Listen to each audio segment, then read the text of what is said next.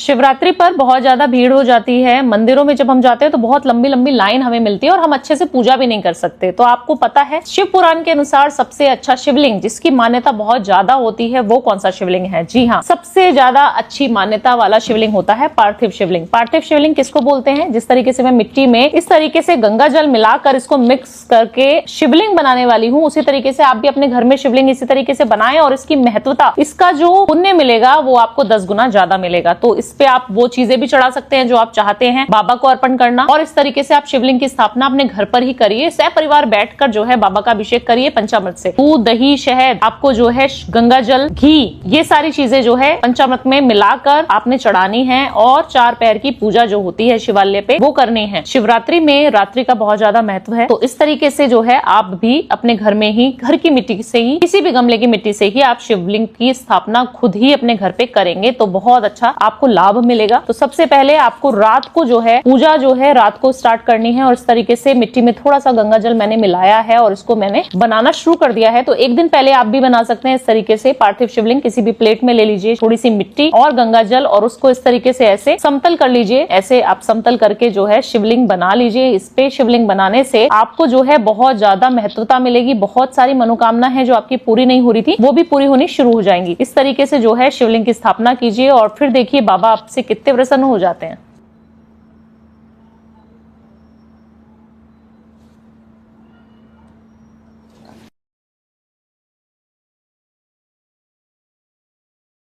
सबसे पहले आपको गंगा जल से बाबा का अभिषेक करना है और 4 पैर की पूजा का जो नियम है वो मैं लिख दूंगी। इस तरीके से आपको जो है अभिषेक में सबसे पहले शुद्ध जल और तांबे के लोटे से आप उस जल को चढ़ा सकते हैं।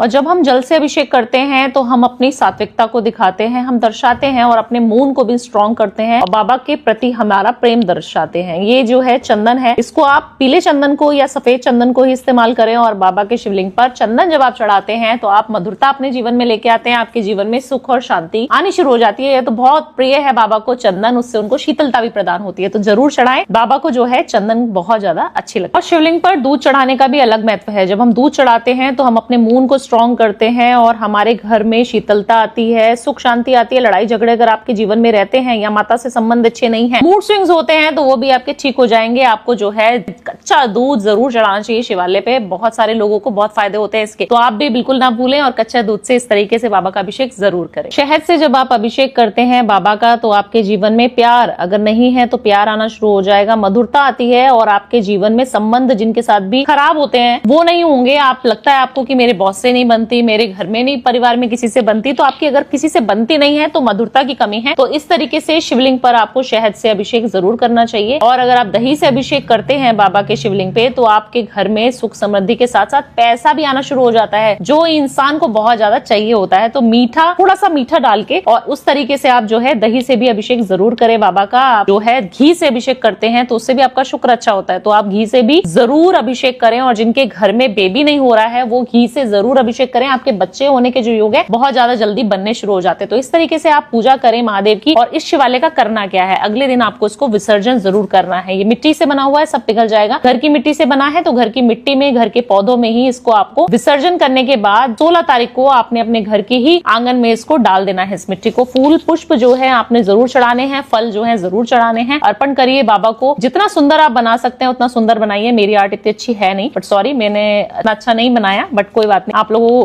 को क्रिएटिविटी जितनी करनी है वो कर सकते हैं क्योंकि हमारा प्यार है, हमारे भाव है। इसमें कोई कंपटीशन नहीं है कि मैंने बहुत सुंदर बना दिया और ये, बट आप जितने भाव से उनको सुधार सकते हैं, जितने भाव से उनको सजा सकते हैं, वो आपका समर्पण देखते हैं और कुछ नहीं देखते। बेर बहुत ज्यादा प्रिय है बाबा को, तो बेर बहुत जल्दी आपको लाने हैं और चढ़ाने हैं। और बाकी जो भी फल आपके घर में अवेलेबल है वो चढ़ाइए और फलहार करें। कोई खाना नहीं खाएंगे। 16 तारीख तक हम फास्टिंग करेंगे। 16 तारीख को हमारा फास्ट पूरा हो जाएगा। हम बाबा की पूजा करेंगे, फिर से इसका अभिषेक करेंगे और फिर हम जो है अपने व्रत को संपूर्ण तरीके से खोल सकते हैं। इस तरीके से पूजा अर्पण करने से आप जानते हैं कि आपके सारे ग्रह ठीक हो सकते हैं क्योंकि बाबा के अंदर सारे के सारे 9 के 9 ग्रह जो हैं समाहित है। तो आपको शिवालय पे इस तरीके से पूजा शिवरात्रि जरूर करनी है। ऐसे मुझे प्यार देते रहे, मेरी वीडियोस को लाइक करते रहे, हर हर महादेव कमेंट में लिखते रहिए और शिवरात्रि की बहुत बहुत